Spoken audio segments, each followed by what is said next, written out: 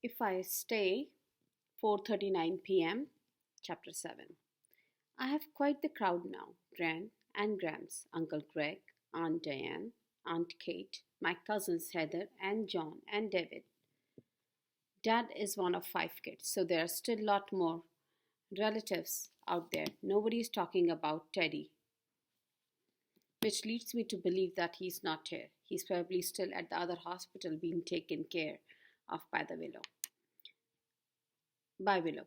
The relatives gather in the hospital in the waiting room, not the little one on surgical floor where Gran and Grams were during my operation, but a larger one on the hospital's main floor that is tastefully decorated in shades of mauve and has comfy chairs and sofas and magazines that are almost current. Everyone still talks in hushed tones, as if being respectful of other people waiting, even though it's only my family in the waiting room.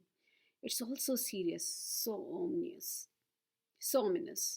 I go back into hallway to get a break. I'm so happy when Kim arrives, happy to see the familiar sight of her long black hair in a single braid. She wears the braid every day and always. By lunchtime, the curls and wrinkles of her thick mane have managed to escape in rebellious little tendrils. But she refuses to surrender to that hair of hers, and every morning it goes back into the braid. Kim's mother is with her. She doesn't let Kim drive long distances, and I guess that after what's happened, there's no way she would make an exception today. Mr. Shane is a red faced and blotchy, like she's been crying or is about to cry. I know this because I have seen her cry many times. She's very emotional. Drama queen is how Kim put it. It's a Jewish mother gene. She can't help it. I suppose I will be like that one day too, Kim concedes. Kim is the opposite of that. So droll and funny in a low key way. She's always having to say just kidding to people who don't get her sarcastic sense of humor that I cannot imagine her ever being like her mother. Then again, I don't have much basis for comparison. There are not a lot of Jewish mothers in our town or that many Jewish kids at our school. And the kids who are Jewish are usually only half. So all it means is that they have mandarin alongside their Christmas tree.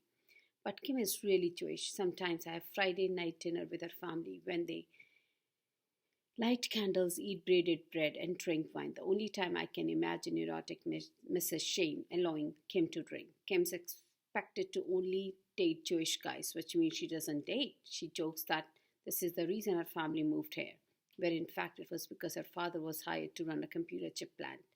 When she was 13, she had a bat mitzvah at a temple in Portland, and during the candle lighting ceremony at the reception, I got called up to light one. Every summer, she goes to Jewish sleepaway camp in New Jersey.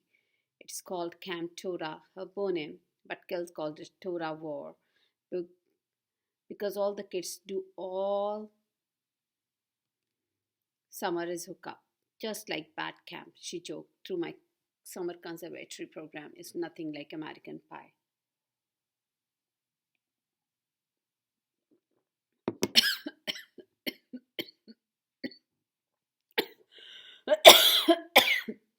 Excuse me. Right now, I can see Kim is annoyed. She's walking fast, keeping a good 10 feet between her and her mother as they march down the hall. Suddenly, her shoulders go up like a cat that's just fight a dog. She swears to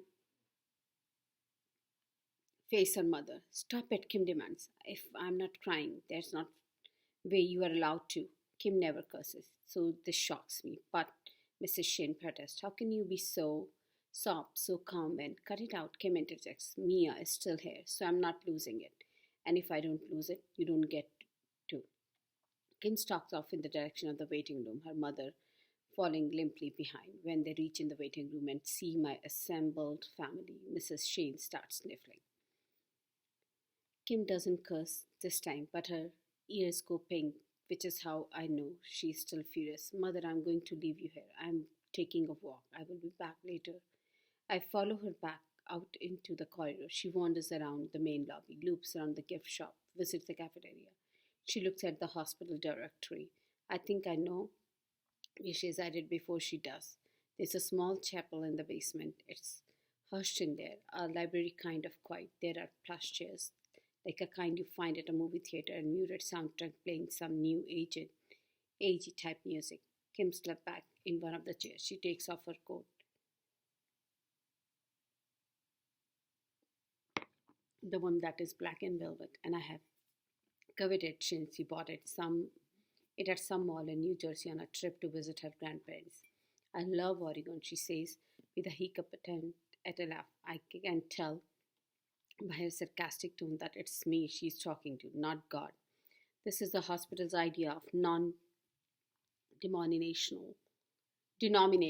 She points around the chapel. There is a crucifix mounted on the wall, a flag crossed straight over the lantern, and a few paintings of Madonna and Child hanging in the back. We have a token Star of David, she says, gesturing, gesturing to the six-pointed star on the wall. But what about the Muslims? No prayer rugs or symbols to show which way is east towards Mecca. And what about the Buddhists? Couldn't they spring for Gong? I mean, there are probably more Buddhists than Jews in Portland anyway. I sit down in a chair beside her. I feel so natural the way that Kim is talking to me, like she always does. Other than paramedic who told me to hang in there and the nurse who keep asking me how I'm doing, no one has talked to me since the accident. They talk about me. I have never actually seen Kim pray. I mean, she prayed at her bat mitzvah and she does the blessing at Shabbat dinner, but that is because she has to. Mostly she makes lights up for her, of her religion, but after she talks to me for a while, she closes her eyes and moves her lips and murmurs things in a language I don't understand. She opens her eyes and wipes her hands together as if to say enough of that. Then she reconsiders and adds a final appeal. Please don't die. I can understand why you would want to, but think about this. If you die, there's going to be one of those cheesy Princess Diana memorials at school where everyone put flowers and candles and notes next to your locker. She wipes away her renegade tear with the back of her hand. I know they hate that kind of thing.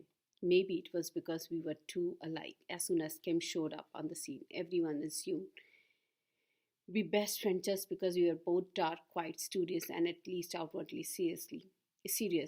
The thing was neither one of us was a particularly great student, straight B averages all around, or for that matter, all that serious. We were serious about certain things, music in my case, art and photography in hers, and in the simplified word of middle school, that was enough to set us apart as separated twins of some sort. Immediately, we got shoved together for everything. On Kim's third day of school, she was the only person to volunteer to be a team captain during a soccer match in PE, which I thought was beyond Sakapi of her. As she put on her red jersey, the coach scanned the class to pick teams we captain, his eyes settling on me, even though I was one of the least athletic girl. As I shuffled over to put on my jersey, I brushed past Kim, mumbling, thanks a lot. The following week, our English teacher paired us together for a joint oral discussion to kill a mockingbird. We sat across from each other in stony silence for about 10 minutes. Finally, I said, I guess we should talk about racism in Old South or something. Kim ever so slightly rolled her eyes, which made me want to throw a dictionary at her. I was caught off guard by how intensely I already hated her. I read this book at my old school, she said. The racism thing is kind of obvious. I think the bigger thing is people's goodness. Are they naturally good or turned bad by stuff like racism, or are they naturally bad and need to work hard not to be? Whatever, I said. It's a stupid book. I didn't know why I said that, because I actually loved the book and had talked to Dad about it. He was using it for student teaching. I hated Kim even more for making me betray a book I loved. Fine, we'll do your idea then, Kim said, and when we got a B minus, she seemed to gloat about our mediocre grade. After that, we just didn't talk. That didn't stop teachers from pairing us together, or everyone in the school from assuming that we were friends. The more that happened, the more we resented it and each other. The more the world shoved us together, the more we shoved back and against each other. We tried to pretend the other didn't exist, even though the existence of our nemesis kept us both occupied for hours. I felt compelled to give myself reason why I hated Kim. She was a goody two-shoes. She was annoying. She was show off later.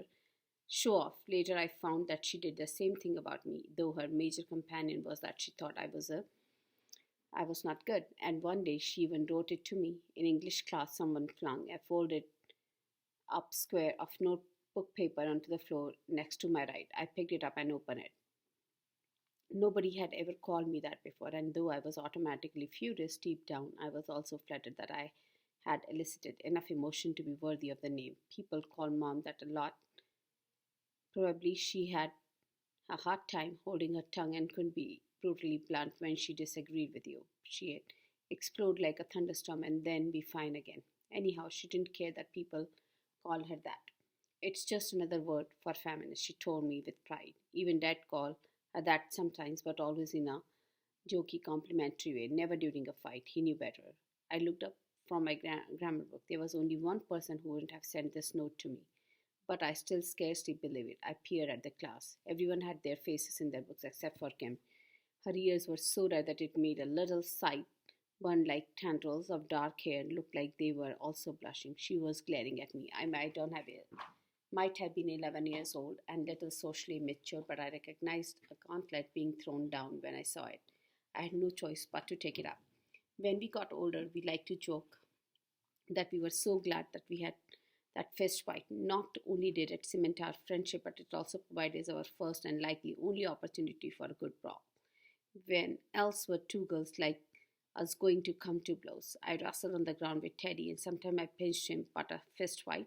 He was just a baby, and even if he were older, Teddy was like half kid brother and half my own kid. I have been babysitting him since he was few weeks old. I could never hurt him like that. And Kim, an only child, didn't have any sibling to sob. Maybe at camp she could have gotten into scuffle, but the consequences would have been dire. Long hours, conflict, resolution seminars with counselor and the rabbi. My people know how to fight with the best of them, but with words, with lots and lots of words, she told me once. But that fall day we fought with fist. After the last bell, without a word, we followed each other out to the playground, dropped our backpacks on the ground, which was wet from days' steady drizzle. She charged me like a ball, knocking the wind out of me. I punched her on the side of the head, fist closed like men do. A crowd of kids gathered around to witness a spectacle. Fighting was novelty enough at our school. Girl fighting was extra special. And good girls going at it was like hitting the trifecta. By the time teachers separated us, half of the sixth grade was watching us. In fact, it was a string of students loitering that altered the playground monitors, and something was up. The fight was a tie, I suppose. I had a split lip and bruised wrist, and later inflicted upon myself when my swing at Kim's shoulder missed her and landed squarely on the pole of the volleyball net. Kim had swollen eye and a bad scrape on her thigh as a result of her tripping over her backpack as she attempted to kick me. There was no heartfelt peacemaking, no official detente. Once the teacher separated us, Kim and I looked at each other and started laughing. After fangling ourselves out of a visit to principal's office, we limped home. Kim told me that the only reason that she wanted for team captain was that if you did that at the beginning of the school year, coaches tended to remember, and that actually kept them from picking you in future. A handy trick I co-opted from then on. I explained to her that I actually agreed with her take on The Kill a Mockingbird, which was one of my favorite books, and then that was it. We were friends, just as everyone had assumed all along that we would be. We never laid a hand on each other again, and even though it got into plenty of verbal clashes, our tiffs tended to end the way our fist fight had, with us cracking up. After a big brawl, though, Mrs. Shane refused to let Kim come over to my house, convinced that her daughter would return on crutches. Mom offered to go over and smooth things out, but I think that Dad and I both realized that given her temper, her diplomatic mission might end up with restraining orders against our family. In the end, Dad invited the Shanes over for a roast chicken dinner, and though you could see Mrs. Shane was still a little weirded out by my family. So you work in a record store while you study to become a teacher, and you do the cooking. How unusual, she said to Dad. Mr. Shane declared my parent descent and our family non-violent and told Kim's mother that Kim ought to be allowed to come and go freely. For those few months in sixth grade, Kim and I shared our good girls personas. Talk about our fight circulated, the details growing more exaggerated, broken ribs, torn off fingernails, bite marks. But when we came back to school after winter break, it was all forgotten. We were back to being the dark, quiet, good girls good girl twins. We didn't mind anyone. In fact, over the years, that reputation had served us well. It, for instance, we were both absent on the same day. People automatically assumed we had come down with the same bug. Not that.